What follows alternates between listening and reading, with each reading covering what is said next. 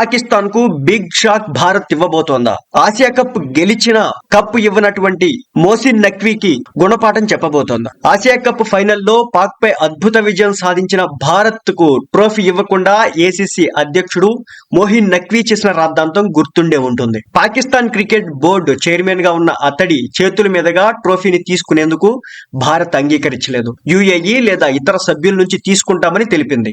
అయినా సరే మోసిన్ మొండి పట్టుతో వివాదాస్పదంగా దీన్ని మార్చేశాడు. దీనిపై బీసీసీఐ ఇప్పటికే ఐసీసీకి ఫిర్యాదు చేసింది. దీంతో భారత జట్టుకు నఖ్వీ క్షమాపణలు చెప్పినా ట్రోఫీ మాత్రం ఇంకా మన దేశానికి అప్పగించలేదు. బీసీసీఐ లేదా టీమిండియా కెప్టెన్ నేరుగా తన వద్దకే వచ్చి ట్రోఫీని తీసుకోవాలనేది అతని యొక్క కుట్ర.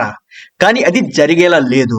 ఈ క్రమంలో క్రికెట్ వర్గాల్లో మరో వార్త వైరల్ గా మారింది. అసలు నఖ్వీని అంతర్జాతీయ క్రికెట్ మండలి బోర్డ్ ఆఫ్ డైరెక్టర్ పదవి నుంచి తొలగించేలా బీసీసీఐ మాస్టర్ ప్లాన్ ను సిద్ధం చేస్తోంది. ఆసియా కప్ ఏమి నఖ్వీ వ్యక్తిగత సొత్తు కాదని బీసీసీఐ కార్యదర్శి చెప్పడం జరిగింది. అయినప్పటికీ పీసీబీ చీఫ్ మాత్రం వెనక్కి తగ్గలేదు.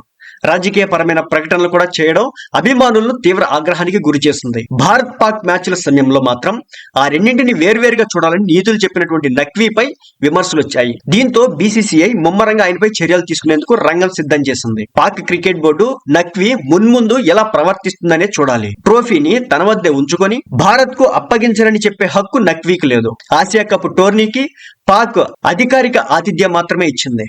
విజేతగా నిలిచిన టీం కు ట్రోఫీని ఇవ్వాల్సిందేనని బీసీసీఐ స్పష్టంగా చెప్పింది. నఖ్వీ ధోరణి ఇలాగే కొనసాగితే మాత్రం కఠిన చర్యలకు భారత్ బోర్డు ఉపక్రమించే అవకాశాలున్నాయి. ఇప్పటికీ ఆసియా కప్ ట్రోఫీ ఏసీసీ కార్యాలయంలోనే ఉంది. అక్కడి నుంచి కదిలించకూడదని నఖ్వీ నుంచి స్పష్టమైన ఆదేశాలు వచ్చాయి. ఎవరికి అప్పగించకూడదని తన సిబ్బందికి చెప్పుకొచ్చాడు.